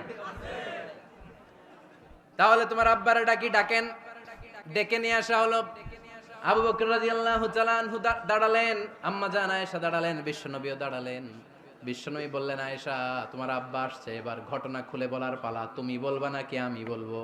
আম্মা জান আয়েশা বললেন, আপনি বলেন, তবে ওয়ালা তাকুল ইল্লা হাক্কান, যেটা ঘটছে ওইটাই বললেন, মিথ্যা কথা কইেন না। আবু বকর রাদিয়াল্লাহু তাআলা আনহু রেগে মেগে আগুন, কি এই কথা তুমি কেমন করে বলো? বিশ্বনবীকে মিথ্যা কথা কখনো বলবে? রেগে মেগে দিলেন মেয়ের গালে এক চড়। বানিয়ে বলতেছি না, মুসনাদ আহমদ ইবনে হাম্বলের হাদিস। বাবার হাতের থাপ্পড় খেয়ে আম্মা জান আয়েশা উল্টে পড়লেন। সাইয়েদনা আবু বকর রাগে গড়গড় করছেন, আবার মারার জন্য তেড়ে গেলেন। এবার বাঁচার জন্য আম্মা জান আয়েশা বিশ্বনবীর পিছনে যে আশ্রয় নিলেন, বিশ্বনবী বাঁচানোর জন্য দুই হাত মেলে দাঁড়িয়ে গেলেন। পড়েন সুবহানাল্লাহ। বিশ্বনবী যখন দুই হাত মেলে দাঁড়িয়ে গেলেন, সাইয়েদনা আবু বকর রাদিয়াল্লাহু আনহু থেমে গেলেন। সাইয়েদনা আবু বকর রাদিয়াল্লাহু তাআলা আনহু ঘর থেকে বের হয়ে বারান্দায় দাঁড়ালেন। পড়েন সুবহানাল্লাহ। এবার বিশ্বনবী আম্মা জান আয়েশার কাছে যেয়ে বলেন, ইয়া আয়েশা কাইফা রাআইতিনি আনকাসতুকি মিনার রাজুল, দেখছো কেমনে বাঁচাইলাম? আমি না থাকলে ভর্তা বানাই ফেলতো আজকে। আমি বাঁচাইছি তোমারে, আমি আমার লগে ঝগড়া করো তুমি? লজ্জায় পড়ে আম্মা জান আয়েশা খিলখিল করে হেসে দিলেন, বিশ্বনবীও হেসে দিলেন। দুইজনের হাসির মধুর আওয়াজ শুনে সাইয়েদনা আবু বকর বাইরে থেকে অবাক, কিরে এতক্ষণ না ঝড় তুফান, এখন দেখি হাসি। সালাম দিয়ে অনুমতি নিয়ে ভিতরে ঢুকলেন। ঢুকে দেখেন আম্মা জান আয়েশাও হাসে, বিশ্বনবীও হাসে। এ হাসি দেখে আবু বকর রাদিয়াল্লাহু আনহু হেসে দিলেন। আরশের উপর থেকে খুশি হয়ে গেলেন কে? এবার সাইয়েদনা আবু বকর রাদিয়াল্লাহু তাআলা আনহু বললেন, ইয়া রাসূলুল্লাহ আশরিকানি ফি সিলমিকুমা কামা আশরাকতুমানি ফি হারবিকুমা। ও নবী, যুদ্ধ লাগলে, দুইজন যুদ্ধ লাগলে মীমাংসার জন্য যেমনি আমারে ডাকেন, এরকম হাসি আর আনন্দের মুহূর্তেও আমারে একটু ডাকেন। আশরিকানি ফি সিলমিকুমা কামা আশরাকতুমানি ফি হারবিকুমা। নবী, আপনাদের মধ্যে ঝগড়া লাগলে সন্ধি করার জন্য আমারে যেমনি ডাকেন, আপনাদের হাসি খুশি আনন্দ খুনসুটি এই মজাদার মুহূর্তগুলোতে আমারে বঞ্চিত রাখেন না, আমার একটু ডাকেন। সুবহানাল্লাহ পড়েন। এই মুসনাদে আহমদ ইবনে হাম্বলের হাদিস শোনার উদ্দেশ্য হচ্ছে, বিশ্বনবী প্রথমে ওমরে ফারুকের নাম বলেছিলেন। সাইয়েদনা আয়েশা বলে, না আমি ডরাই। হাইবাত, দিস ইজ কল্ড হাইবাত ওমর। একবার বিশ্বনবীর সব বিবিরা ধরলেন, ও নবী আমাদেরকে এটা দেন, ওইটা দেন, ঘরে এটা নাই, ওইটা নাই, ওইটা নাই। বিশ্বনবীকে, আমার কাছে কিচ্ছু নাই, যদি এমনি আমার বউ হয়ে থাকতে চাও থাকো, তাহলে যা, তা না হলে যা লাগবে কিনে দেব, সাথে সাথে তালাকও দিয়ে দিব। কিছু দিতে পারবো না, আমার নাই তো, সামর্থ্য নাই। কিন্তু বিবিরাও ছাড়া না, এটা দেন ওইটা দেন। বিশ্বনবী রহমতের নবী, বিবিদেরকে বুঝাতেও পারেন না। বিবিরা আবদার করতেছে, নবী এটা লাগবে, ওইটা লাগবে। ইন দ্য মিন টাইম বিশ্বনবী একজনের সালাম শুনতে পেলেন। কে যেন দরজায় দাঁড়িয়ে বলতেছে, আসসালামু আলাইকুম। বিশ্বনবী দরজার দিকে তাকালেন, তাকিয়ে বললেন, ওয়া আলাইকুমুস সালাম। আর বুঝতে পারলেন এটা আমার ওমরের সালাম। সালাম দেওয়ার পরে বিবিদের দিকে তাকায় দেখে একজন বিবিও নাই, সব অন্দর মহলের ভিতরে দৌড়। সুবহানাল্লাহ পড়তে পারলেন না? This is our super hero Omar. এরকম ওমর একটা লাগবে, চিল্লায় বলেন কয়টা? একটা ওমর গোটা বিশ্বকে সোজা করে দিবে। একটা ওমর সবল আর দুর্বলের সব পার্থক্য দূর করে দিবে। মাজলুমের উপর জালিমের অত্যাচারের অবসান ঘটায় দিবে। গোটা বিশ্বটাকে সাম্য, মৈত্রী, ভালোবাসার ইনসাফ দিয়ে পরিপূর্ণ করে দিবে। সেই ওমরের অপেক্ষায় আমরা। নিজের ছেলেকে 80টা বেত মেরেছেন। কয়টা? 80টা বেত মেরেছে। এই ব্যাপারে অনেকগুলো বর্ণনা পাওয়া যায়। সবচেয়ে সহিহ বর্ণনা হচ্ছে মুয়াত্তা ইমাম মালিকের বর্ণনা। ওমর ফারুক রাদিয়াল্লাহু তাআলা আনহুর ছেলে আব্দুর রহমান মারুফুন বিআবি শাহমা ছিলেন মিশরে। ওখানে নাবিজ খেয়েছিলেন। নাবিজ হচ্ছে আরব দেশের লোকেরা দুধের মধ্যে শক্ত খুরমা রাত্রেবেলা ঢেলে দিত। ঢেলে দিলে সারা রাত ওই খুরমার রসটা দুধের সাথে মিশে দুধটা লাল হয়ে যেত। এটারে সকালবেলা খেত, খুব সুস্বাদু। এটাকে বলে নাবিজ। কিন্তু এটা রাতে ভিজাইলে সকালেই খাইতে হয়, রেখে দিলে আবার একটু সমস্যা হয়। এটা অনেকটা তারির মতো হয়ে যায়, মাতলামি চলে আসে। তো ওমরে ফারুকের ছেলে নাবিজ খেয়েছেন, মদ খাননি, নাবিজ। কিন্তু নাবিজ খাওয়াতে সাকরান চলে এসেছে। সাকরান চলে আসাতে এটা যখন প্রমাণিত হয়েছে, আমর ইবনুল আস রাদিয়াল্লাহু তাআলা আনহু নাকি 80 বেত মেরেছেন মিশরে। কয় বেত? নিয়ম হচ্ছে সবার সামনে, কিন্তু সবার সামনে না মেরে একটু গোপনে মেরেছে। এই তথ্য যখন ওমরে ফারুকের কাছে এসেছে, উনি বললেন না, মারতে হবে সবার সামনে, আলাদা মারলা কেন? ও মদিনায় ফিরে আসলে আমি আবার 80টা মারব। মদিনায় ফিরে আসার পরে সাইয়েদনা ওমরে ফারুক ওই আগের 80টারে আর ধরেন নাই, নিজ হাতে আবার 80টা বেত মেরেছেন। এই বেত মারার 1 মাস পরে এই আবু শাহমা ইন্তেকাল করেছে। অনেক ঐতিহাসিক বলে এই বেতের আঘাতে মরেছে, কেউ কেউ বলেছে নিজের রোগের কারণে মরেছে। কিন্তু দিস ইজ দ্য ইনসাফ সিস্টেম অফ উমর। নিজের ছেলে বলে ছেড়ে দেয় নাই। এখন নিজের ছেলে হইলে 7 খুন মাফ, নেতার ছেলে হইলে 10 খুন মাফ, এলাকার মোড়লের ছেলে হইলে 10 খুন মাফ। নো পার্সিয়ালিটি ইন ইসলাম।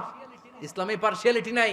আপনি নেতার ছেলে হন, আপনি বিজনেস ম্যাগনেটের ছেলে হন, আপনি যেই হন না কেন, ইসলামের দৃষ্টিতে সবাই সমান। চিল্লায় বলেন ঠিক কিনা? বানু মখজুমিয়া গোত্রের এক নারী চুরিতে ধরা পড়ল। সাহাবারা বললেন, নবী, মদিনার সবচেয়ে ভেরি প্রেস্টিজিয়াস এন্ড ডিগনিফাইড ফ্যামিলির মেয়ে, আপনি হাত কাটেন না, কারণ ইসলামের নিয়ম চুরি করলে কি কেটে দাও? বিশ্বনবী বললেন, বলো কি? হাত না কাটার জন্য তোমরা আমাকে রেকমেন্ড করছো? এটা আল্লাহর আইন। পৃথিবীর কেউ রেকমেন্ড করলো শোনার ক্ষমতা আমার নাই, কারণ আইনটা দিয়েছে কে? লাউ কানাত ফাতিমাতু বিনতি মুহাম্মাদিন সারাকাত লাকাতা মুহাম্মাদুন ইয়াদাহা। আরে বনু মাকসুমিয়া মেয়ে তো দূরের কথা, আমার কলিজার টুকরা ফাতেমাও যদি আজ চুরিতে ধরা পড়তো, তার হাত কেটে দিতে আমি 1 মিনিটও দেরি করতাম না। দিস ইজ ইসলাম। এই হচ্ছে ওমরে ফারুকের মানাকিব। এরকম ওমরে ফারুক কয়টা লাগবে? আওয়াজ করে বলতে হবে, কয়টা লাগবে? একটা লাগবে। এই সাইয়েদনা ওমরে ফারুক মদিনার প্রথম চিফ জাস্টিস ছিলেন। সর্বপ্রথম উনার পরামর্শে সাইয়েদনা আবু বকর রাদিয়াল্লাহু তাআলা আনহু কোরআনকে সংকলন করেছেন। আমরা এই যে কোরআন পড়ি 30 পারা, এমদাদিয়া লাইব্রেরির 114টা সূরা, কত সুন্দর সন্নিবেশ করা হয়েছে, এখানে সাজানো হয়েছে। আল্লাহর হাবিব সাল্লাল্লাহু আলাইহি ওয়াসাল্লামের সময় কি এরকম কোরআন ছিল নাকি? ছিল না। খেজুর পাতার মধ্যে, গাছের বাকলের মধ্যে, ওটের বড় হাড্ডির মধ্যে আর পাথরের মধ্যে খোদাই করা কোরআন ছিল। সাইয়েদনা আবু বকরের সময় রাদিয়াল্লাহু তাআলা আনহুর সময় যুদ্ধ হলো, 70 জন হাফেজ সাহাবী ইন্তেকাল করলেন। সাইয়েদনা আবু বকর রাদিয়াল্লাহু তাআলা আনহুকে ডেকে ওমরে ফারুক বললেন, ও আবু বকর, এইভাবে হাফেজে কোরআন সাহাবীরা যদি দুনিয়া থেকে বিদায় হয়ে যায়, আল্লাহর কোরআনও তো বিদায় হয়ে যাবে। আমার পরামর্শ হলো আপনি সব বয়োজ্যেষ্ঠ সাহাবীদেরকে একসাথে করে কোরআনের সব কাগজগুলোকে একসাথে করে একটা নির্ধারিত কপির মধ্যে কোরআনকে সংকলন করে ফেলেন। সাইয়েদনা আবু বকর বললেন, যেটা আমার নবী করেন এটা আমি কেমনে করি? কিন্তু ওমরে ফারুক নাছরবান্দা বলে না, এটা করলে কোনো খারাপ হবে না, ভালোই হবে। মুসলিম উম্মার জন্য এক জায়গায় কোরআন সন্নিবেশিত থাকবে, আপনি করেন। সাইয়েদনা আবু বকর রাজি হয় না, ওমরে ফারুকও ছাড়ে না। ওমরে ফারুক বলতে বলতে বলতে বলতে এমন ভাবে সাইয়েদনা আবু বকর রাদিয়াল্লাহু তাআলা আনহুকে ধরলেন, সব শেষে সাইয়েদনা আবু বকর ওমরে ফারুকের কথায় কোরআন সংকলনে রাজি হয়ে গেলেন। পড়েন সুবহানাল্লাহ। উনি বললেন, ওমর যখন আমাকে বারবার বুঝাতে লাগলো, আল্লাহ তাআলা আমার হৃদয়টা ওমরের কথা শোনার জন্য খুলে দিলেন।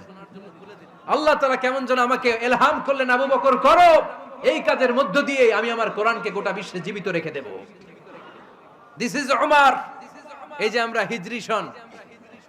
হিজরি সনের যে আমরা গণনা করি, এই হিজরি সনের প্রবর্তক হচ্ছে সাইয়েদনা ওমরে ফারুক। সুবহানাল্লাহ নাই? আপনাদের মনোযোগ আছে না গেছে? কই ঘুমায় গেলেন মনে হয়? তাকবীর দেন তো একজন আওয়াজ করে।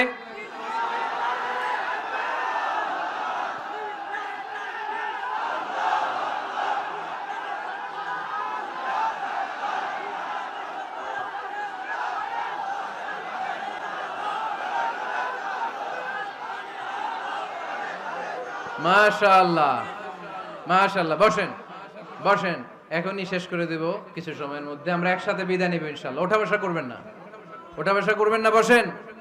সাইয়েদনা ওমরে ফারুক এই হিজরি সনের গণনা শুরু করেছেন। সাহাবারা বলল, আমিরুল মুমিনিন, খ্রিস্টানদের ঈসাই সন আছে, আমাদের মুসলমানদের কোনো সন নাই।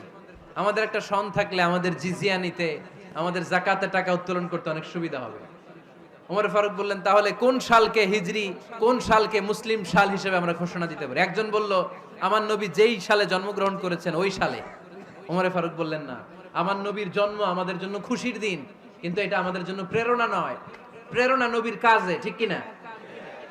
আরো কিছু সাহাবারা বলল, তাহলে যেই সালে আমার নবী ইন্তেকাল করেছে ওইটারে প্রথম সাল ধরেন। ওমরে ফারুক বললেন, না, যেদিন তিনি ইন্তেকাল করেছেন এটা আমাদের দুঃখের দিন, এটা আমাদের প্রেরণা নয়। আমাদের প্রেরণা হচ্ছে বিশ্বনবীর ত্যাগ, তিতিক্ষা আর কাজের মধ্য দিয়ে। জোরে কোন ঠিক কিনা? ওমরে ফারুক বললেন, যেদিন বিশ্বনবী ইসলাম রক্ষায় নিজের মাতৃভূমি ছেড়ে মক্কা থেকে মদিনায় গিয়েছেন, ওই দিনটাকে হিজরি প্রথম দিন ধরে আমরা হিজরি সাল গণনা করে শুরু করে দেব। ওইটাই হচ্ছে হিজরি সন। সেখান থেকে হিজরি সনের প্রবর্তন করেছেন সাইয়েদনা ওমর ফারুক রাদিয়াল্লাহু তাআলা আনহু। এই যে স্টেট গভর্নমেন্ট, এই যে প্রিজন, জেলখানা, ক্যান্টনমেন্ট, সচিবালয়, গণভবন, বঙ্গভবন, মুক্তিযোদ্ধাদের ভাতা, রাষ্ট্রীয় ভাতা, এই সব নিয়ম কানুন সাইয়েদনা ওমর ফারুক তার রাষ্ট্রীয় আমলে তিনি নিজে করেছেন। চিল্লায় পড়েন আল্লাহু আকবার। মুসলমানদের আলাদা কারেন্সি, নিজস্ব মুদ্রা ব্যবস্থা নিজে চালু করেছেন। সৈনিকদের মধ্যে যারা বিবাহিত, প্রতি 6 মাস অন্তর অন্তর 1 মাসের ছুটি কাটাতে তারা ফিরে আসবে, সাইয়েদনা ওমর ফারুক চালু করেছেন। চিল্লায় আওয়াজ করে পড়েন আল্লাহু আকবার। এই যে আমরা 20 রাকাত সালাতুত তারাবি পড়ি রমাদানে, পড়েন না আপনারা? এটা সাইয়েদনা ওমর ফারুক চালু করেছে। সুবহানাল্লাহ পড়তে পারলেন না? কোরআনে মোট 22টা আয়াত আছে যেখানে সাহাবারা ইনডিসিশনে ভুগছিলেন। বিশ্বনবীর মত একটা, ওমর ফারুকের মত আর একটা। এই 22 জায়গায় আল্লাহ তাআলা বিশ্বনবীর মতের পক্ষে আয়াত নাজিল না করে ওমর ফারুকের মতের পক্ষে কোরআনের আয়াত নাজিল করেছেন। আওয়াজ করে পড়েন আল্লাহু আকবার। এদিকে উঠলেন কেন আপনারা? যারা উঠছেন আমার দিকে তাকান।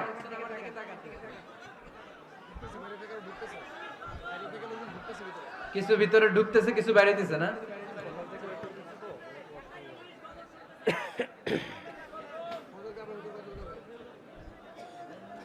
সাইয়েদনা ওমর ফারুক, আমরা সাহাবীদের জীবন চরিত পড়তে চাই না, কত যে অনুপ্রেরণামূলক দৃষ্টান্ত সাইয়েদনা ওমর ফারুক আমাদের জন্য রেখে গিয়েছেন।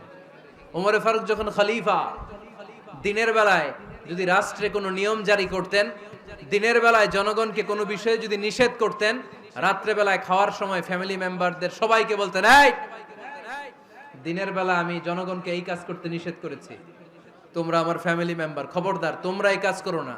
জনগণ করলে যতটুকু শাস্তি, তোরা করলে পাবি ডবল শাস্তি। সুবহানাল্লাহ কইবেন না?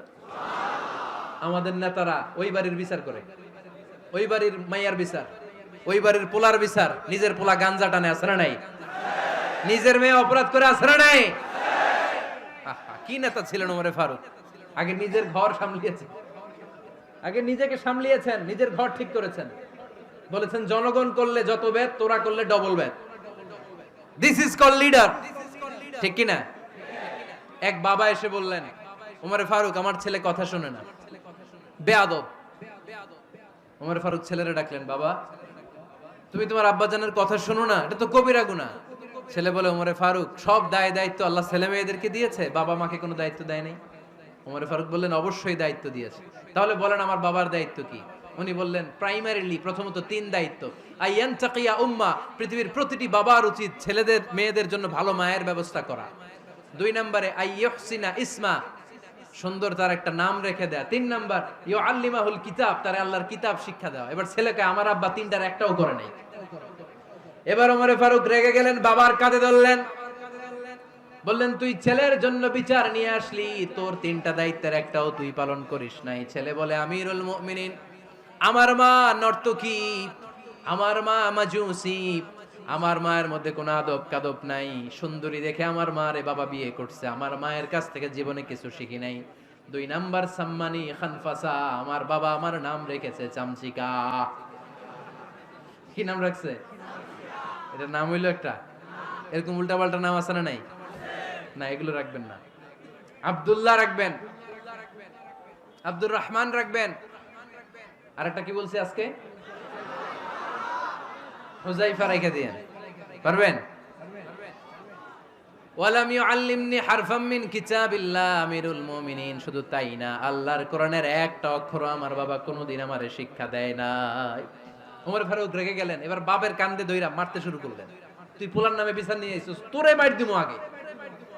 এরকম নেতার দরকার আছে না নাই? মদিনায় এক লোক তার বউরে রাগের চোটে 100 তালাক দিয়ে ফেলছে। কয় তালাক? দেয়ার নিয়ম কয়টা? দিছে কয়টা? এবার স্ত্রী কাঁদতে কাঁদতে এসে বলে, আমিরুল মুমিনিন দেখেন, আমার স্বামী আমারে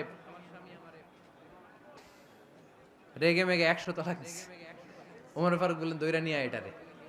নিয়ে আসা হলো। ওমর ফারুক বললেন, কয়টা তালাক দিয়েছো? কয় 100টা। কেন দিছো? কয় মাথা গরম আছিল। এরকম আছে না? তালাক দেওয়ার সময় সব তালাক, তুই তালাক, তোর মা তালাক, তোর বোন তালাক, সব তালাক। তালাক দিবে ওয়াইফ রে, দিতেছে সবাই রে। তো ওমর ফারুক বললেন, দিবে 3টা, 100টা দিলা কেন? কয় মেজাজ গরম ছিল। কয় দাঁড়া, আত-তালাকু মিন শাআইরিল্লাহ, তালাক হচ্ছে আল্লাহর দেয়া বিধানের একটা নিদর্শন। এটা নিয়ে তুই খামখেয়ালি করলি? আমার রায় শোন। আমার রায় হচ্ছে 3 তালাকে তোর বউ তালাক, বাকি 97 তালাক তোর পিঠের উপরে পড়বে। এরকম বিচারের দরকার আছে না নাই? এরকম দৃষ্টান্তমূলক বিচার যদি বাংলার জমিনে দেয়া হতো, আর কোন নারী ধর্ষিতা হতো? আর কোন নারীকে অ্যাসিড মারা হতো? আর কোন নারী যৌতুকের জন্য কান্না করতো? একটা আমল লাগবে, বেশি না। কয়টা লাগবে? তিনি গভর্নর সিস্টেম চালু করেছিলেন। Governor system, Islamic state. Bahrain, Yemen, মিসর, কুফা, বসরা, মক্কা, মদিনা, এই 7 জায়গায় 7 জন গভর্নর পাঠিয়েছেন। তাদের থেকে তথ্য নিতেন। এই গভর্নর সিস্টেম উনি বানিয়েছেন। সাইয়েদনা আমর ইবনে আল-আস রাদিয়াল্লাহু তাআলা আনহুকে পাঠিয়েছেন মিশরে। মিশরে একটা দৌড় প্রতিযোগিতা হতো। ওই দৌড় প্রতিযোগিতায় আমর ইবনে আল-আস রাদিয়াল্লাহু তাআলা আনহুর ছেলে অংশগ্রহণ করেছে। কিন্তু এক মিশরি ওই দৌড় প্রতিযোগিতায় চ্যাম্পিয়ন হয়ে গেছে। রানার্স আপ হয়েছে আমর ইবনে আল-আসের ছেলে। এবার মিশরি ফার্স্ট আর গভর্নরের ছেলে সেকেন্ড। রাগের চোটে আমর ইবনে আল-আসের ছেলে ওই মিশরির মাথার মধ্যে কয়েকটা বাড়ি মেরেছে। মিশরি বলে, আমার মারলা কেন? তুমি খেলাই পারো না, আমারে মারলা কেন? কয়, আনা ইবনুল আকরামিন, আমি গভর্নরের পোলা, আমি যা বলবো এটাই হবে, আমার উপরে কথা নাই। মিশরি ওইখানে আর ঝগড়া বাঁধায় নাই। মনে দুঃখ নিয়ে মদিনায় চলে আসলেন।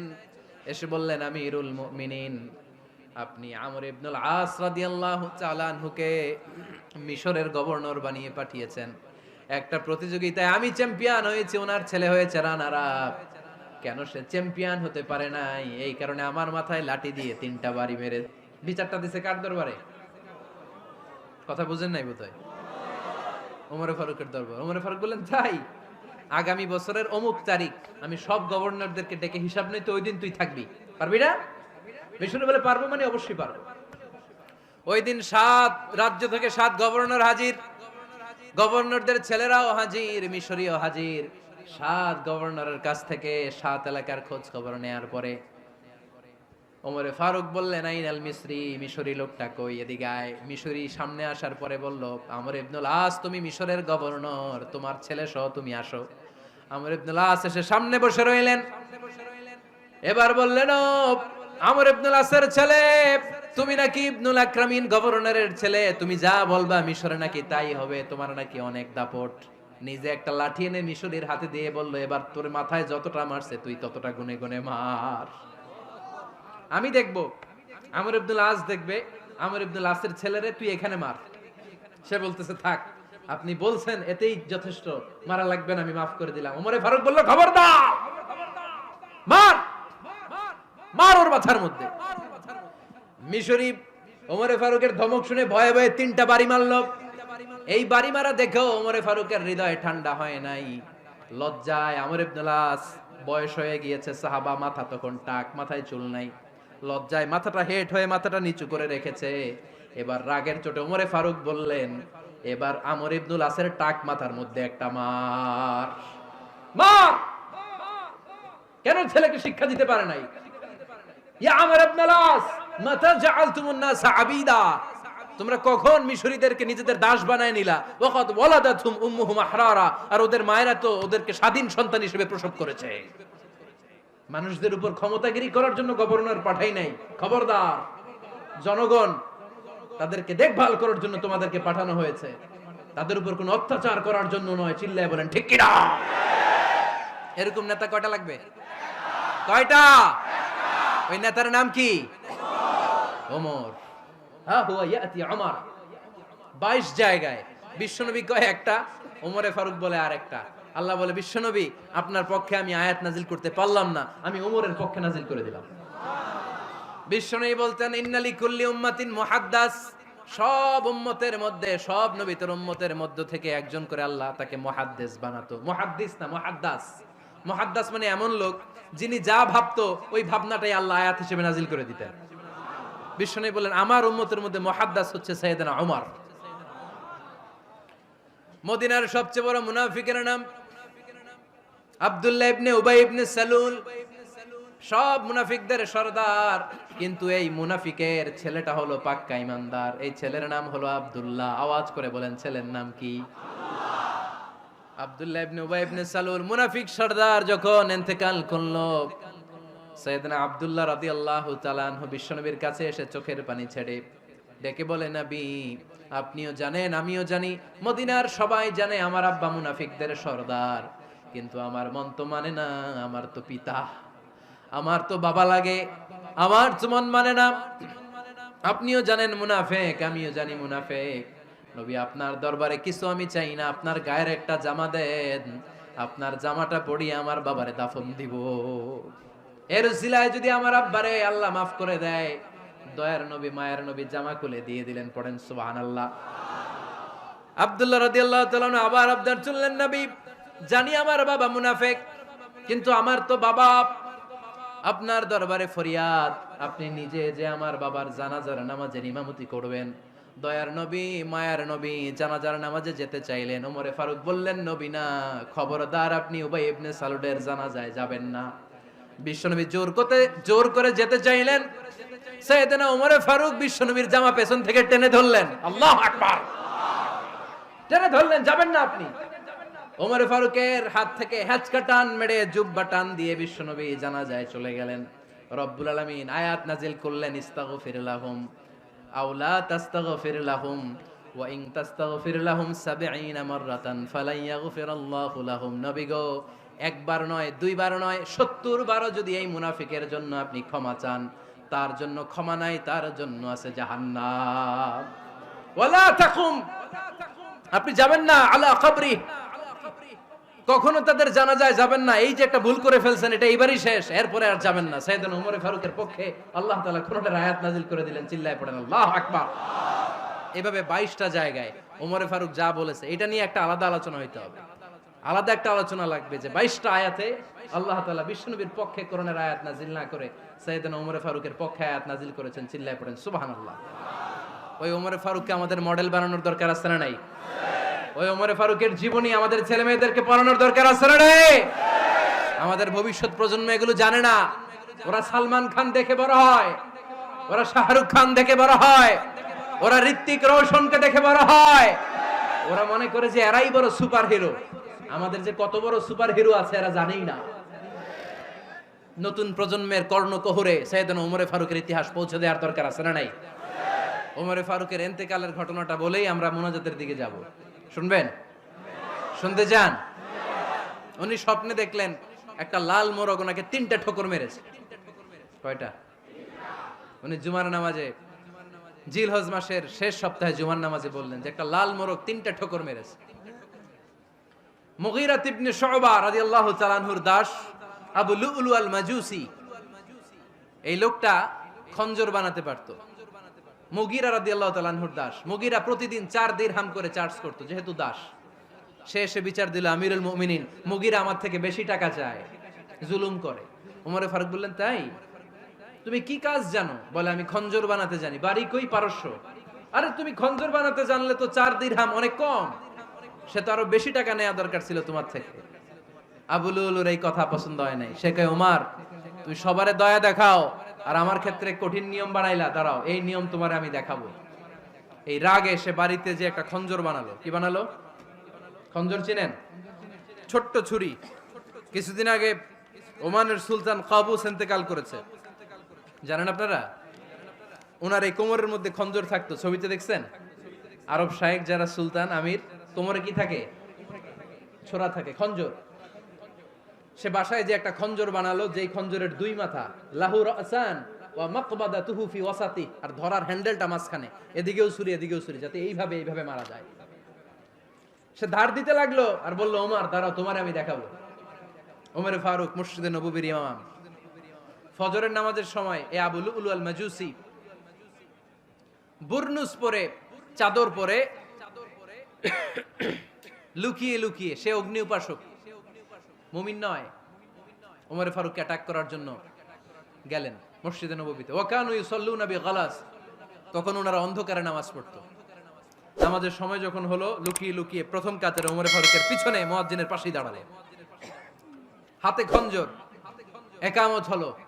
ওমরে ফারুক সালাত শুরু করলেন, ফজরের সালাত, আল্লাহু আকবার।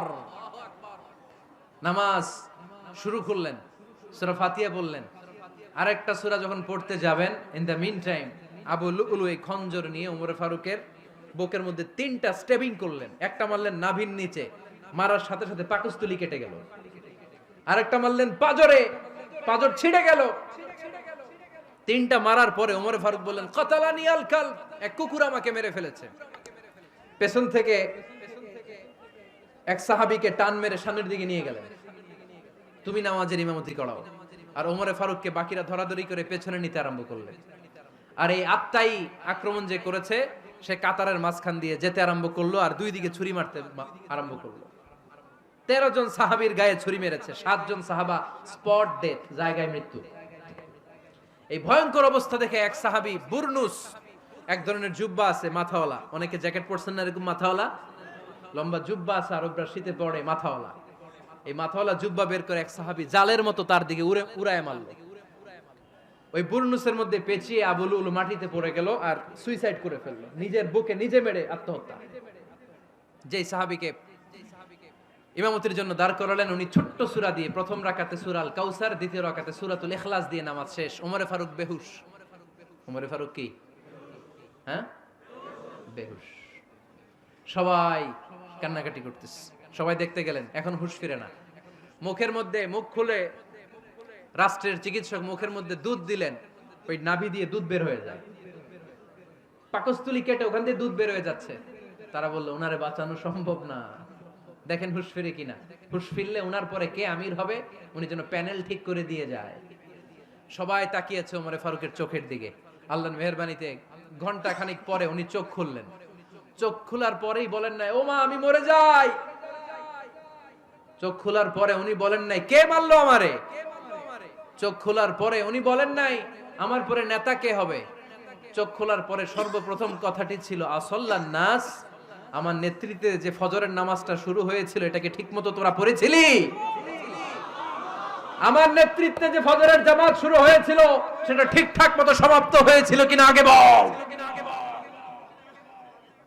আসল্লান নাস, নামাজটা হয়েছে কিনা বল। সুবহানাল্লাহ কইতে পারলেন না? This is Omar, hour super hero. নেতা অনেকগুলো লাগে না, এরকম নেতা একটাই যথেষ্ট, যে গোটা বিশ্বকে কাঁপায় দিতে পারে। চিল্লায় বলো ঠিক কিনা? আমরা চাই আমাদের ছেলেগুলো ওমরে ফারুকের মতো বড় হোক। আমরা চাই আমাদের ছেলে মেয়েগুলো খাব্বাব, খুবাইব, সাইয়েদনা আলী, উসমান, আবু বকর রাদিয়াল্লাহু তাআলা আনহুর অনুসরণে বড় হোক, ঠিক কিনা? আমরা একটা ওমর চাই, যিনি আমাদেরকে সালাতের শিক্ষা দিয়ে গিয়েছেন, ইন্তেকালের আগে বলেছেন সাল্লান নাস। এজন্য আমরা যেন নামাজ কখনো নষ্ট না করি। আল্লাহর জমিনে দিন বাস্তবায়ন আসাদ্দুহুম ফি আমরিল্লাহি ওমর। ওমর রাদিয়াল্লাহু তাআলা আনহুর মতো এত কঠোর কেউ ছিলেন না।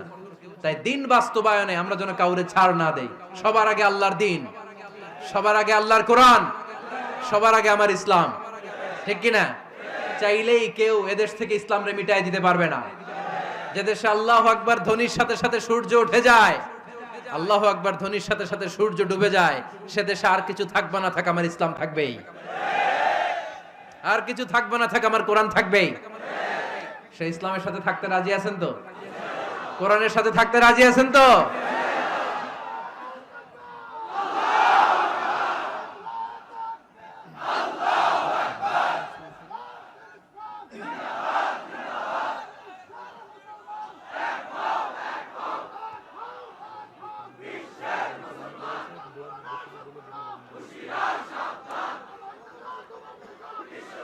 আল্লাহ আমাদের সবাইকে কবুল আর মঞ্জুর করে নেয়। আমরা পড়ি আমিন।